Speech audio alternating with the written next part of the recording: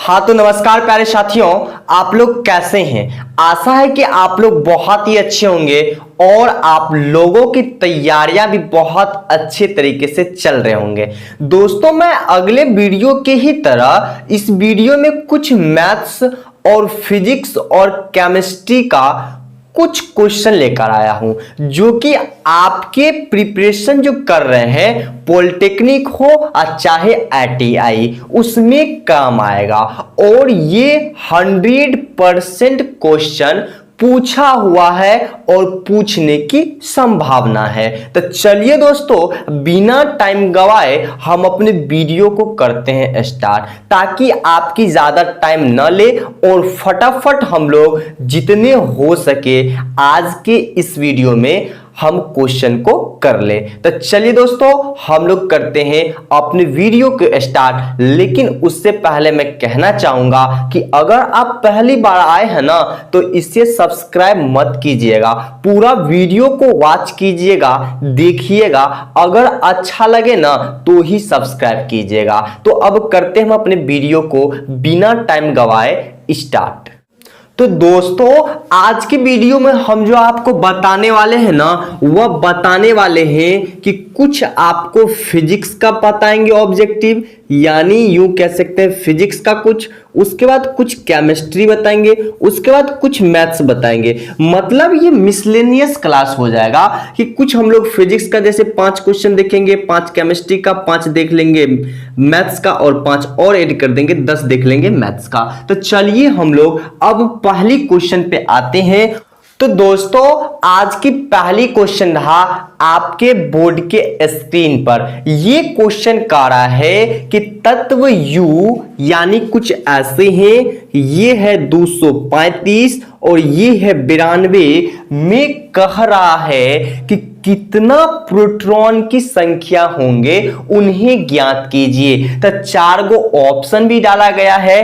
पहला ऑप्शन है 92, दूसरा ऑप्शन है 146, तीसरा ऑप्शन है 235 और चौथा ऑप्शन है 135। तो आप लोग फटाफट इसकी राइट आंसर दीजिए। दोस्तों, मैं आपको बताता हूं कि इन चीजों को समझा कर भी बताएंगे ताकि आपको कॉन्सेप्ट मिले। कॉन्सेप्ट के बगैर किसी भी क्वेश्चन को सॉल्व नहीं कर पाते हैं। यूं मानिए कि अगर ये क्वेश्चन ना पूछे, इसी पे दूसरा क्वेश्चन मान लीजिए हमें पूछ दे Na2311 में प्रोटॉन की संख्या ज्ञात कीजिए, तो आप फंस जाइएगा ना। तो चलिए कॉन्सेप्ट को पहले हम लोग देख लेते हैं। तो आप लोग यहां पर ध्यान दीजिए, ये नंबर्स क्या दर्शाता है? ये दर्शाता है मास ऑफ एटम, यानी इसमें कितना, यानी Na जो एटम है इसमें कितना मास है, या मास ऑफ एटम को ही आप लोग बोल सकते हैं क्या, एटॉमिक मास। कौन सी मास? Atomic mass. अब मेरे साथ एक बहुत ही बड़ी लॉजिक है कि भाई Na के ऊपर वाले जो है इसे हम लोग बोलते हैं मास ऑफ एटम, तो नीचे वालों को क्या बोलेंगे? तो इसे हम लोग बोलेंगे नंबर ऑफ, क्या बोलेंगे? नंबर ऑफ एटम्स, यानी परमाणुओं की संख्या। तो नंबर ऑफ एटम्स। तो अब दो चीज हो गया, मास ऑफ एटम्स या इसे ही एटॉमिक मास कहेंगे, ये नीचे वाले हो जाते नंबर ऑफ एटम्स। तो प्यारे से साथी, आप अगर 9th क्लास पढ़े होंगे ना, तो एक चीज जरूर आपको पता होगा। वह क्या होगा आप लोग जानते हैं कि यहां पर ध्यान दीजिए, नंबर्स ऑफ जो प्रोटॉन्स होते हैं ना, वो किसके बराबर होते हैं? तो नंबर्स ऑफ किसके बराबर? एटम्स के बराबर, यानी numbers of protons is equal two numbers of atom. अब देखिए यहां पर बड़ी ही कमाल की बात है कि सर जी आप एटम की जगह जेट क्यों दिए हैं? तो प्रोटॉन्स जो होते हैं ना, प्रोटॉन, उसी हम लोग सूचित करते हैं पी से। किससे? P से सूचित करते हैं। अब यहां पर एक और कमाल की बात है, जो मेरा एटम्स होते हैं ना, जो मेरा एटम्स होते हैं उसे हम लोग दर्शाते हैं Z से, यानी इसे हम लोग सूचित करते हैं किससे, Z से। तो इसलिए देखिए यहां पर numbers of protons is equal to number of atoms. तो इसमें हम बात करते हैं कि प्रोटॉन की संख्या जो होगा वही इलेक्ट्रॉन नहीं, आपके परमाणु का संख्या होगा। तो यहां पर हम थोड़ी सी मिटाते हैं और यहां पर आपको कुछ और ज्यादा समझाने की प्रयास करते हैं। कॉन्सेप्ट अगर समझ में आ गए हैं तो कोई भी क्वेश्चन पूछे तो उसे हम लोग चुटकी बजा के सॉल्व कर पाएंगे। तो हमने क्या बताया कि ये आपका जो होगा ना, ये मास ऑफ एटम होगा, यानी मास ऑफ एटम। अब क्या बताए कि ये जो आपका होगा ना, ये आपका होगा नंबर्स ऑफ एटम, यानी नंबर्स ऑफ एटम, यानी ये क्या करा, परमाणु का द्रव्यमान संख्या होगा, ये परमाणु की क्रमांक संख्या होगा। अब हम आगे बात करते हैं। तो आपको पता है कि मास ऑफ एटम को हम लोग A से सूचित करते हैं और नंबर्स ऑफ एटम को हम लोग Z से सूचित करते हैं। तो यहां पर एक चीज देखिए, नंबर्स ऑफ एटम मतलब Z जो है और नंबर्स ऑफ प्रोटॉन दोनों के बराबर होते हैं। तो मतलब यहां पर जो हमें 92 एक टर्म्स दिखाई दे रहे हैं वही क्या हो जाएगा, नंबर ऑफ प्रोटॉन्स। इसलिए क्योंकि परमाणुओं की जो संख्या होते हैं ना वह बराबर होते हैं किसके, तो वो होते प्रोटॉनों की संख्या के। तो परमाणु संख्या यहां पर मेरा कितना, 92, और तो हो जाएगा आपको प्रोटॉन की संख्या भी 92। बच्चे ये क्वेश्चन आपके दिमाग में हूबहू उतर गया होगा और दूसरे टाइप के भी क्वेश्चन को आप सॉल्व कर पाएंगे। तो इसका जो राइट आंसर हो जाएगा ना वह क्या हो जाएगा, ऑप्शन नंबर ए, जिसमें कितना दिया गया है, 92। अब हम बात कर लेते हैं कि जब मेरा Na पे दिया रहे 23 और 11, तो इसी हम लोग कैसे सॉल्व करेंगे। तो आप लोग जरूर इस क्वेश्चन को सॉल्व करके मुझे कमेंट में आंसर करें कि इस पर कितना प्रोटॉन्स की संख्या होगा। अब हम बात कर लेते हैं नेक्स्ट क्वेश्चन की कि आपको अगर ये सेशन अच्छा लग रहा है ना तो इसे एक बार शेयर कर दीजिएगा अपने दोस्तों में, चाहे टेलीग्राम का ग्रुप हो चाहे व्हाट्सएप का ग्रुप हो, जहां भी इच्छा हो एक बार शेयर कर दीजिएगा। चलिए हम बढ़ते हैं अगली क्वेश्चन की ओर।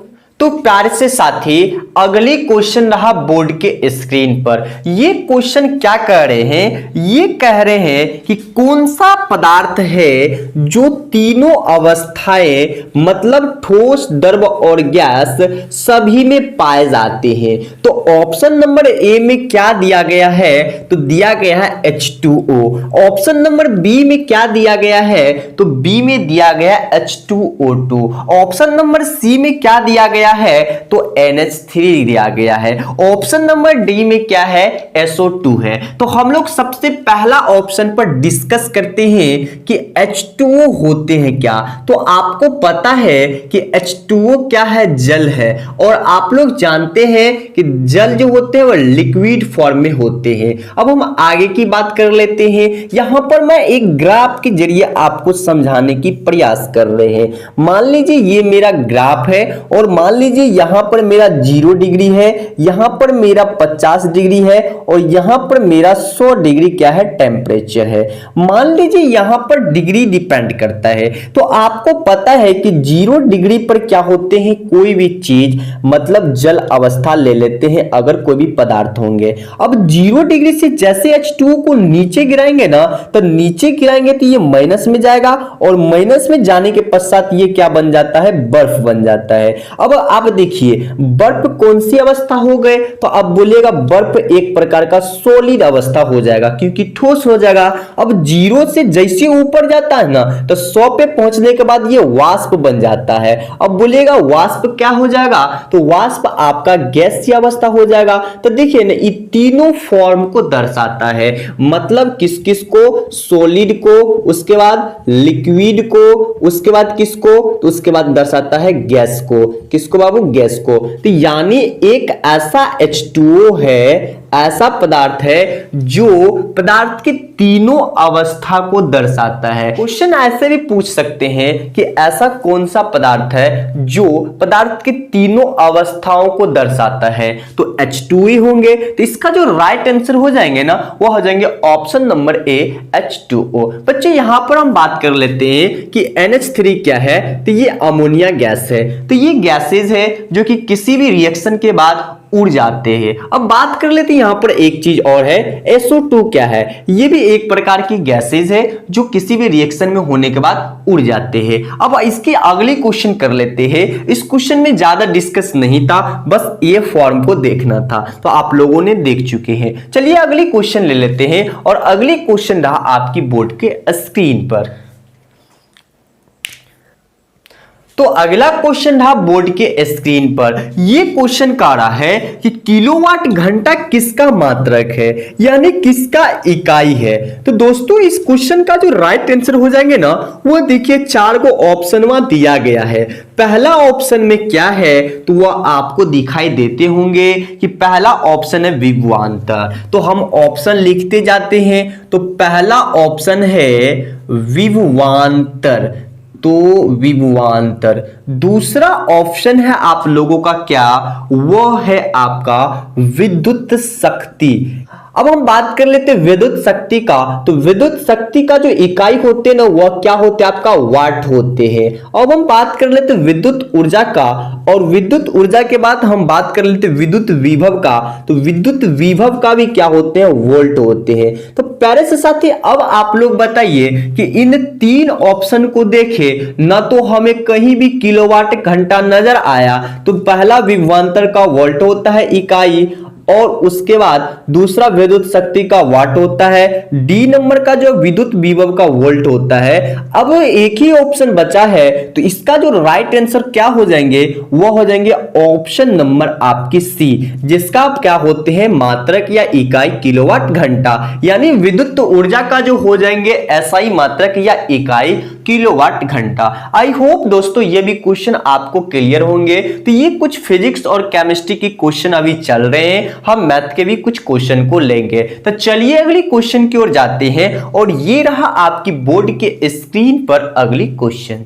तो दोस्तों अगले क्वेश्चन का रहा है कि प्रकाश के वेग होता है, यानी प्रकाश के चाल क्या होते हैं। तो पहला ऑप्शन में दिया गया है कि 3 गुना 10⁸ मीटर सेकेंड। यहां पर देखिए कैसे लिखा गया, सो हम आपको दिखाते हैं। यहां पर पहला ऑप्शन है 3 गुना 10⁸ मीटर सेकेंड, और दूसरा ऑप्शन बी नंबर का है 3 गुना 10⁸ मीटर पर सेकेंड, और सी नंबर का ऑप्शन है 3 गुना 10⁸ किलोमीटर पर सेकेंड, और डी नंबर का जो ऑप्शन है वह 3 गुना 10⁸ यहां पर आपको दे दिया माइल पर सेकेंड। तो दोस्तों ये 4 ऑप्शन आप लोगों के सामने है, तो आप लोग जल्दी से जवाब दीजिए कि इसका राइट आंसर क्या हो जाएंगे। तो ये बहुत ही आसान क्वेश्चन है, इन क्वेश्चन का जवाब देना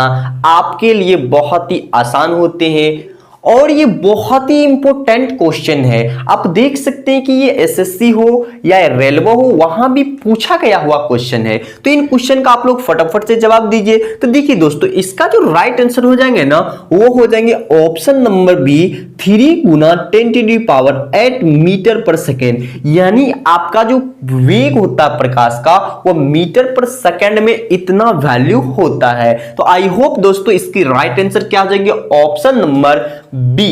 तो चलते हैं अगली क्वेश्चन की ओर, और ये रहा अगली क्वेश्चन आपके स्क्रीन पर। तो प्यारे से साथी अगला क्वेश्चन लग गया आपकी बोर्ड के स्क्रीन पर। इसमें अगर आप पढ़िएगा ना, तो ये क्वेश्चन कह रहा है कि निम्न में से कौन सा कण है जो परमाणु के नाभिक में उपस्थित रहता है। तो पहला ऑप्शन आप लोग देख लीजिए, दूसरा भी देख लीजिए, और तीसरा भी देख लीजिए, और चौथा भी देख लीजिए। अगर आप लोगों को इसका राइट आंसर पता है ना, तो मुझे कमेंट जल्दी से कीजिए। हम देखना चाहते हैं कौन से प्यारे साथी इस क्वेश्चनवा का जवाब दे रहा है। तो चलिए हम कुछ डिस्कस कर लेते हैं कि एटम्स के नाभिक क्या होते हैं। तो देखिए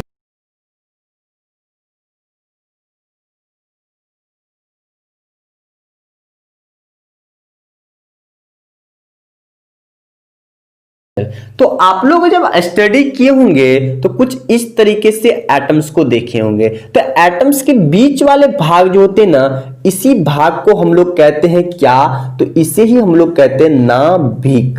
तो बीच के पार्ट को नाभिक कहते हैं। और ये गोलाकार जो चक्र होते हैं ना, ये लगातार चलते रहते हैं। तो इस चक्र पे क्या होते हैं, इलेक्ट्रॉन्स दौड़ते रहते हैं। अब देखिए, अब बात आई है कि नाभिक में क्या रहते हैं। तो आप लोगों को पता है कि किसी भी एटम्स में तीन ही मौलिक कणस होते हैं, चाहे तो इलेक्ट्रॉन्स, प्रोटॉन्स एंड न्यूट्रॉन्स। जैसे कि इलेक्ट्रॉन्स क्या करते हैं, इस एटम्स के वृत्ताकार कक्ष में घूमते रहते हैं, और आपका प्रोटॉन्स और न्यूट्रॉन्स क्या करते हैं, इस नाभिक में अपने आप उपस्थित रहता है। अब बात आती है कि इसमें कहीं भी न्यूट्रॉन्स की जिक्र अगर की गई है तो ऑप्शन नंबर डी में वह की गई इलेक्ट्रॉन के साथ। तो क्या इसका राइट आंसर होगा, तो आपको हम बता देते हैं कि इसका राइट आंसर नहीं होगा। तो इसका राइट आंसर क्या हो जाएगा, वह हो जाएगा ऑप्शन नंबर ए। वहां अगर आप देखेंगे तो पहला ऑप्शन नंबर में दिया गया है प्रोटॉन की संख्या, दूसरा में क्या दिया गया है, अल्फा इलेक्ट्रॉन तथा अल्फा कण, तीसरा में क्या दिया गया है, प्रोटॉन एवं इलेक्ट्रॉन, और चौथा में क्या दिया गया है, तो दिया गया इलेक्ट्रॉन एंड न्यूट्रॉन। जो कि आपको बताए कहीं भी अगर प्रोटॉन और न्यूट्रॉन एक साथ होता ना तो ए इसका राइट आंसर होगा। लेकिन इसमें एक चीज तो है कि प्रोटॉनों की संख्या यहां पर दिया गया है, प्रोटॉनों की संख्या, तो इसका जो राइट आंसर हो जाएंगे ना वो हो जाएंगे प्रोटॉनों की संख्या। अगर ऑप्शन में प्रोटॉनों की संख्या नहीं रहे तो भी आप अगर न्यूट्रॉनों की संख्या रहे तो उसे डालिएगा। एक चीज और याद कर लीजिए, इलेक्ट्रॉन जो इसमें होते हैं, चाहे वह इलेक्ट्रॉन हो चाहे प्रोटॉन हो, दोनों का आवेश अलग अलग होता है, लेकिन इसका जो परिणाम मैग्नीट्यूड होते हैं वह एक ही होते हैं। 1.6 गुना 10⁻⁻19 कूलम इसका क्या होते हैं, चार्ज होते हैं। यानी एक इलेक्ट्रॉन पर 1.6 गुना 10⁻⁻19 आपका 19 कूलम आवेश होता है, ये दोनों पर। लेकिन इलेक्ट्रॉन पर जब होगा ना तब ये हो जाएगा माइनस में, और प्रोटॉन पर जब होगा ना तो ये हो जाएगा प्लस में। तो बस इसमें एक ही चीज का फर्क है, आवेश का चेंजिंग होता है, लेकिन आपका जो परिमाण होते हैं, मैग्नीट्यूड होते हैं, वो होते हैं सेम। तो ऐसा भी क्वेश्चन पूछा जा सकता है कि एक इलेक्ट्रॉन पर कितने आवेश होते हैं, तो -1.6 गुना 10⁻⁻19 कूलम। अब कूलम क्या है तो आप लोग ये भी जान लीजिए, कूलम आवेश का क्या है, इकाई है। ये भी क्वेश्चन पूछा जा सकता है, आवेश का इकाई क्या है, कूलम होता है। अब बात कर लेते हैं कि कूलम को इंडिकेट कैसे किया जाता है, तो कूलम को सी से सूचित किया जाता है, इसलिए यहां पर हम लोग सी लिखते हैं। तो प्यारे से साथी ये बात आपको समझ में आ गए होंगे। तो इसका जो राइट आंसर हो जाएगा वह क्या हो जाएगा, ऑप्शन नंबर ए, प्रोटॉनों की संख्या। हमने एक क्वेश्चन से कितनी क्वेश्चन बनवाए और कितने क्वेश्चन को सॉल्व करवाए। तो आपको अगर ये अच्छा लगा ना सेशन, तो इसे एक बार दोस्तों में शेयर कर दीजिए, ताकि आपकी दोस्त भी इस तरह की क्वेश्चन को कर पाए। गर्मी थोड़ी ज्यादा है इसलिए पसीना अभी बह रही है। तो चलिए अगली क्वेश्चन ले लेते हैं। तो दोस्तों अगली क्वेश्चन रहा आपके स्क्रीन पर, ये क्वेश्चन का रहा है कि प्रकाश वर्ष किसका इकाई है या मात्रक है। पहला ऑप्शन दिया गया है कि ये आपकी दूरी का है, दूसरा दिया गया है कि समय का है, और तीसरा ऑप्शन है प्रकाश का है, और चौथा ऑप्शन है धारा का है। तो हम आपको यहां पर ऑप्शन 1 लिख के बता देते हैं कि ये किसका मात्रक होगा। अगर आप लोगों को इस क्वेश्चन का राइट आंसर पता है तो जल्दी से मुझे कमेंट कीजिए, हम देखना चाहते हैं कौन कौन से प्यारे साथी इस क्वेश्चन की राइट आंसर दे रहे हैं। तो सबसे पहले बात किया गया है कि भाई किसका है, तो दूरी का है, और दूसरा ऑप्शन में बात किया गया है कि भाई किसका है, तो समय का है, और तीसरे ऑप्शन में बात किया गया है कि किसका है, तो यहां पर है आप लोगों का धारा का, और चौथा में आप लोगों का क्या बात किया गया है, वह किया गया प्रकाश का। माफ कीजिएगा ये ऑप्शन थोड़ा उल्टा पुल्टा हो गया तो कोई दिक्कत नहीं है। चलिए, दूरी का ही एसआई मात्रक क्या होते हैं, प्रकाश वर्ष, यानी प्रकाश वर्ष की इकाई को हम लोग कहते हैं क्या, दूरी कहते हैं। तो इसका जो राइट आंसर हो जाएंगे ना, वो हो जाएंगे ऑप्शन नंबर ए। हालांकि इन तीनों पर हम लोग बहुत चर्चा इससे पहले वाली क्वेश्चन में कर चुके थे, तो कोई दिक्कत नहीं है। अब हम लोग अगली क्वेश्चन लेते हैं, क्योंकि टाइम इसलिए ज्यादा लग रहा है कि एक एक क्वेश्चन की चार चार ऑप्शन का डिस्कस कर रहे हैं, तो प्यारे साथी टाइम लगेगा, लेकिन आप लोगों को कॉन्सेप्ट मिलता है। तो आप लोग कॉन्सेप्ट अगर ले लेते हैं ना, तो किसी भी तरह का क्वेश्चन पूछे ना तो आप लोग बना दीजिएगा। चलिए अगली क्वेश्चन ले लेते हैं। तो प्यारे साथी, अगला क्वेश्चन बहुत ही इंपॉर्टेंट और आपके प्रवेश परीक्षा के रिलेटेड क्वेश्चन है। तो इन क्वेश्चन रहा आपके स्क्रीन पर। ये क्वेश्चन कह रहा है कि 30 ग्राम कार्बन को अगर हम ऑक्सीजन की उपस्थिति में जलाते हैं तो जलाने के बाद हमें CO2 कितना मिलेगा। यानी क्वेश्चन में सबसे पहले देखिए क्या दिया गया है, तो कह रहा है कि 30 ग्राम कार्बन को हम लोग क्या करते हैं, ऑक्सीजन के साथ जलाते हैं, और जलाने पर क्या हमें मिलता है, सो आप लोगों को देखना है।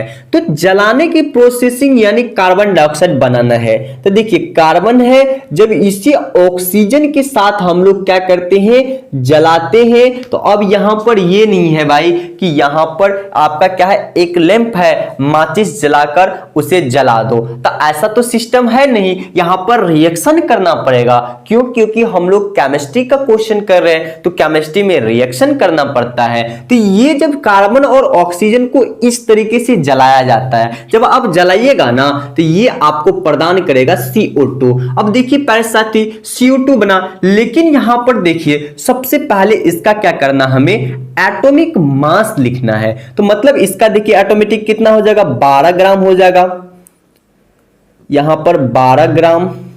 और इसे जब आप सॉल्व कीजिएगा ना तो ये कितना देगा, देखिए यहां पर हो जाएगा 12 ग्राम, प्लस में देखिए यहां पर 2 ऑक्सीजन वहां है ना, तो 16 गुना के 2 ग्राम, तो ये टोटल कितना दे देगा, ये हमें दे देगा 12 ग्राम प्लस 16 दूनी 32 ग्राम। अगर इसे और सॉल्व करते हैं तो ये दे देगा 44 ग्राम। अब देखिए एक चीज समझवा में आता है कि अगर हम लोग 12 ग्राम कार्बन को जलाते हैं ना, 12 ग्राम कार्बन को जलाते हैं तो हमें 44 ग्राम CO2 मिलता है।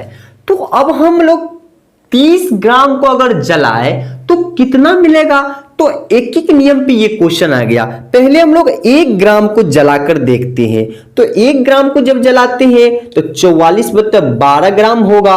अब हम लोग जलाते हैं कितना को, इसलिए 30 ग्राम अगर कार्बन को जलाते हैं ना तो ये हमें देता है 44/12 गुना 30। अब देखिए जब इसे मल्टीप्लिकेशन कीजिएगा ना तो यहां पर देखिए यहां पर हो जाएगा 22 दूना 44 और 6 दूनी की 12, 6 पंचे 30। जब इसे आप लोग काट कुट के इतना कीजिएगा ना तो ये देगा 110 ग्राम। यानी ये बहुत ही इंपॉर्टेंट और बहुत ही मस्त क्वेश्चन है। तो क्वेश्चन में देखिए क्या कर रहा था कि सबसे पहले ग्राम में दिया हुआ था, तो हम लोग सबसे पहले कार्बन के एटम की ग्राम निकाले। तो हमें पता है कि 12 होते हैं, उसके बाद पता है कि कार्बन और ऑक्सीजन का फिर हम लोग ग्राम निकाले। तो यहां पर कार्बन 1 था, कार्बन का द्रव्यमान कितना होता है 12, यहां पर ऑक्सीजन 2 है तो 1 का होता है 16, तो 2 है तो 2 से गुना करेंगे, 16 दूना 32, 12 और 32 को ऐड के 44 ग्राम हो गया। हम लोग जाने कि 12 ग्राम कार्बन को अगर हम लोग जलाते हैं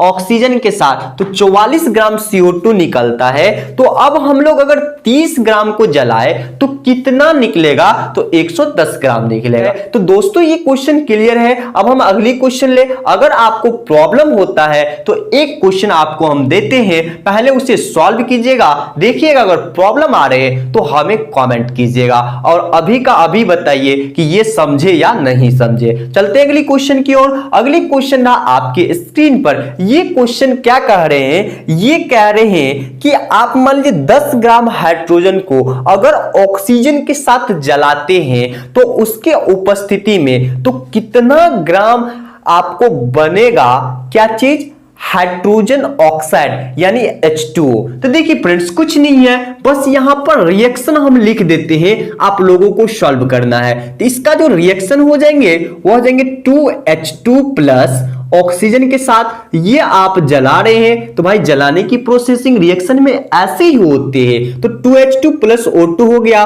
तो इससे हम लोग जब करते हैं ना जलाते हैं तो ये बन जाता है 2H2O। तो देखिए यहां पर फिर आपको क्या करना है, इसका परमाणु द्रव्यमान निकालना है, तो इसका निकालिए। तो 2 गुना देखिए हाइड्रोजन तो इसका एटम नंबर 1, तो परमाणु भी कितना होता है 1, तो यहां पर कितना है, यहां पर 2 परमाणु है और यहां से 2 है, तो 2 गुना 2 करेंगे तो ये दे देगा 4 ग्राम। तो यानी 4 ग्राम जलाने में हमें कितना मतलब मिलता है हाइड्रोजन ऑक्साइड यानी जल, तो मिलता है 4 प्लस 16 यानी कितना मिलता है 20 ग्राम। अब हम लोग इसी तरीके से सॉल्व करेंगे, अगर 4 ग्राम में 20 ग्राम मिलता है, अगर हमें 4 ग्राम हाइड्रोजन को ऑक्सीजन के साथ जलाते हैं तो 20 ग्राम H2O मिलता है, तो हम लोग कितना को जलाते हैं 10 ग्राम को, तो कितना मिलेगा हमें जल्दी से आप लोग कमेंट कीजिए। चलते हैं प्यारे साथी अगली क्वेश्चन की ओर, और ये रहा आपकी अगली क्वेश्चन आपकी बोर्ड पर। ये क्वेश्चन मैथ की क्वेश्चन है। ये क्वेश्चन क्या कह रहे हैं कि साइन स्क्वायर 110 डिग्री और प्लस में कोस की स्क्वायर 110 डिग्री का मान होगा। तो दोस्तों फटाफट आप लोगों इन क्वेश्चन का आंसर दीजिए। ये क्वेश्चन बहुत ही आसान क्वेश्चन है और बच्चे के लिए ये मान बढ़ा दे दिया है ताकि उसे लगे कि ये क्वेश्चन बहुत हार्ड क्वेश्चन है। लेकिन अगर इस क्वेश्चन पे थोड़ी सी आप अपने दिमाग को एक्टिव करके सोचते हैं तो ये क्वेश्चन में बन जाता है। देखिए आप क्वेश्चन क्या दिया गया है, दिया गया है कि साइन स्क्वायर 1010 डिग्री प्लस में क्या दिया गया है, तो कोस स्क्वायर 110 डिग्री। अब देखिए सॉरी 1010 डिग्री। अब आपको कुछ नहीं सोचना है, एगो फार्मूला तो पढ़े हैं ना ट्रायंगोमेट्री में, वहां क्या पढ़े हैं, तो पढ़े हैं कि साइन स्क्वायर के थीटा प्लस कोस स्क्वायर के थीटा इज इक्वल टू 1 होते हैं। ये फार्मूला आप लोग ने पढ़ चुके हैं कि sine square theta plus cos square theta बराबर में 1 होते हैं। तो वही ना है, थीटा भी देखिए सेम है, यहां पर थीटा भी सेम है, यहां पर भी थीटा सेम है, तो सेम थीटा है तो स्क्वायरिंग है तो कितना हो जाएगा 1। तो बोले ना इस क्वेश्चन को सॉल्व करना नहीं है, बस थोड़ा सा अगर दिमाग है ना तो उसे जगाकर इस फार्मूला पे सेट करके डायरेक्ट क्वेश्चन नंबर कितना है उसका देखकर और ऑप्शन नंबर कितना है उसमें टिक लगा दीजिए। आपका तो एग्जाम में टिक लगाने वाला रहेगा नहीं, तो वहां आपको कॉलम को भरना है। तो दोस्तों कितना आसान क्वेश्चन है, लेकिन यही क्वेश्चन आपके जो प्रवेश परीक्षा होंगे वहां जाने के बाद आपके दिमाग में एक टेंशन डाल देंगे। लेकिन हम जब क्वेश्चन करा रहे हैं तो आप लोग अगर गौर से देखिएगा, कॉपी पे नोट करते चलिएगा तो मजा आ जाएगा। चलते अगली क्वेश्चन की ओर। तो प्यारे से साथी अगला क्वेश्चन था आपके बोर्ड के स्क्रीन पर। ये क्वेश्चन कह रहे हैं कि एक मिश्रण में मिट्टी और बजरी का अनुपात कितना दिया गया। सो पहले हम लिखते चलते हैं, 11:8 है। तो यहां पर हम लोग सबसे पहले क्या लिखेंगे प्यारे साथी, देखिए क्वेश्चन को पढ़िए और बनाते चलिए। मान लीजिए हमको क्या दिया है, दिया है कि मिट्टी और बजरी। तो सबसे पहले हम लोग लिखेंगे मिट्टी अनुपात में कौन चीज, बजरी। उसके बाद देखिए क्या दिया है, तो मिट्टी और बजरी का अनुपात दिया है 11:8। जब क्वेश्चन को आगे पढ़ते हैं ना तो आगे दिया गया है कि जबकि बजरी और सीमेंट का अनुपात कितना है, वह दिया गया है 6:7। तो क्या दिया है, बजरी और सीमेंट। तो यहां पर बजरी का है ये है, तो बजरी यहां पर सीमेंट लिख देना है, सीमेंट डाल देते हैं। तो यहां पर बजरी कितना है 6 और सीमेंट कितना है 7। अगर इस तरीके से कभी भी क्वेश्चन आए ना तो बड़का क्वेश्चन समझकर छोड़िएगा ना, ये क्वेश्चन बहुत ही आसान है। बस कुछ नहीं करना है, यहां पर एगो ऐसा निशान लिखना है, इसको इससे गुना कर देना है, कर दिए। अब क्या करना है ना, इसको इससे गुना कर देना है। अब क्या करना है ना, इसको फिर इससे गुना कर देना है। तो देखिए एक बार कीजिए ना, 11 छक्के 66 अनुपात है तो अनुपात 8 छक्के 48 अनुपात है तो अनुपात 8 सत्ते 56 तो 56 डाल दिए। अब देखिए ना प्यारे साथी, 66 48 56, लेकिन क्वेश्चन में क्या कह रहा है कि आप किसका अनुपात निकालिए, तो कह रहा है कि मिट्टी और सीमेंट का अनुपात निकालिए। यानी क्या है, ये एक प्रकार का मिश्रण है आपकी किसका, मिट्टी बजरी और सीमेंट का, और इसमें इतना मिश्रण है। इस मिश्रण से कह रहा है कि हमें मिट्टी और सीमेंट का मान अनुपात ज्ञात करके बाहर निकालिए और बजरी को छोड़ दीजिए। तो अब देखिए हम बजरी को छोड़ देंगे क्योंकि ये मेरा क्या है, तो ये मेरा बजरी है, और ये मेरा क्या है, ये मेरा देखिए ना सीमेंट है, और ये मेरा क्या है, तो ये मेरा मिट्टी है। तो हम किसको लेंगे, मिट्टी और किसको, सीमेंट को। जब हम मिट्टी और सीमेंट का अनुपात देखते हैं तो इसका दिया है 66 अनुपात 56। जब इसे हम लोग देखिए अनुपात है तो हम लोग काटेंगे तो ये मेरा हो जाते हैं 33 अनुपात यहां पर 28। तो इसका जो राइट आंसर हो जाएंगे ना वो आपका हो जाएंगे 33 अनुपात 28। तो ये क्वेश्चन देखिए कितना इजी है, हमें बताने में थोड़ा सा ज्यादा लंबा प्रोसेसिंग करना पड़ा, लेकिन जब आप इसे सॉल्व कीजिएगा ना तो बड़ी ही मजेदार तरीका से आप सेकंडों में सॉल्व कर ले पाइएगा। चलते अगली क्वेश्चन की ओर, और अगली क्वेश्चन आपके रहा बोर्ड के स्क्रीन पर। ये क्वेश्चन क्या कह रहे हैं, कह रहे हैं कि त्रिभुज के दो कोण का योग दिया गया है। एक कोण कितना दिया गया है, तो जल्दी से आप लोग बताइए। तो पहला कोण दिया गया 70 डिग्री और दूसरा कोण दिया गया है 40 डिग्री। चलिए इन क्वेश्चन में तो कोई जाने न है, ये सिंपल सी क्वेश्चन है, तो आप लोग सॉल्व करके दिखाइए। मान लीजिए हम लोग एगो चीज करते हैं कि यहां पर ये नहीं कन्फर्म कहा गया है कि कौन सा त्रिभुज है। मान लेते हैं कि हम लोग यही त्रिभुज का निर्माण करते हैं। यहां पर हमारा ए है, यहां पर बी है और यहां पर सी है। अब देखिए ना एगो बात कि यहां पर ए है, यहां पर बी है, यहां पर सी है। हम लोग मान लेते हैं कि कोण ए जो है ना वह 70 डिग्री है और कोण बी जो है ना 40 डिग्री है। अब एगो थ्योरी तो हम लोगों के दिमागे में रहता है कि सर जी एगो चीज पता है कि कोण ए प्लस कोण बी प्लस कोण सी इज इक्वल टू 180 डिग्री होते हैं। अब देखिए ना 100 जब 80 डिग्री होते हैं तो हमें पता है कि त्रिभुज के तीनों कोणों का योग 180 डिग्री। तो यहां पर दो कोण का योग देल है तो तीसरा कोण का ज्ञात करना है। तो अगर हम 180 में से मान लीजिए कोण ए और कोण बी को घटा दे तो हमें कोण सी निकल जाएगा ना। तो चलिए निकालते हैं। तो यहां पर हमें कितना दिया गया है, तो यहां पर 180 डिग्री हमें से माइनस कर देना है कोण ए प्लस कोण बी को। हम समझाने के लिए ऐसे करते हैं, लेकिन जैसे ये क्वेश्चन पूछे ना तो आप लोग ऐसे नहीं बनाइएगा, डायरेक्ट क्या कीजिएगा 180 में से 70 और 40 को जोड़कर घटा दीजिएगा, ऐसे कीजिएगा माइनस 110 डिग्री घटा कर लिख दीजिएगा कितना 70 डिग्री।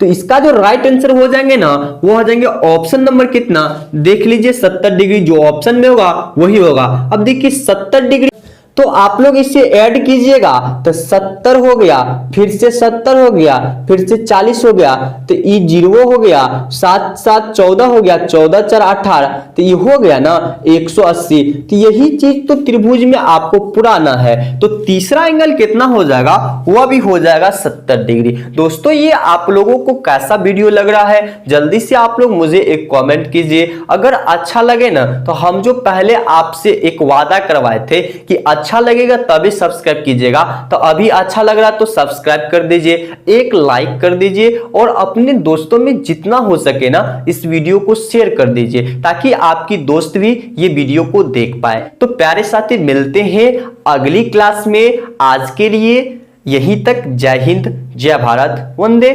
मातरम। मिलते रहेंगे, अच्छे रहेंगे, खुश रहेंगे, आपकी तैयारियां करवाएंगे।